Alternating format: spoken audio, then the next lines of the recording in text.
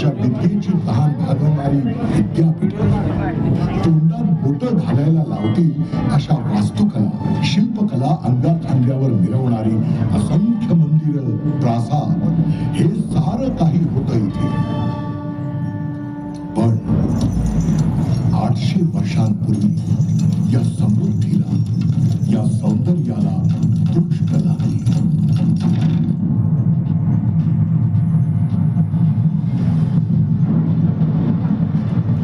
मध्य पूर्वेतल्या वाळवंटातून एका पाठोपाठ येणाऱ्या आक्रमणांची वादळ घोंघावत या भूमीवर तुटून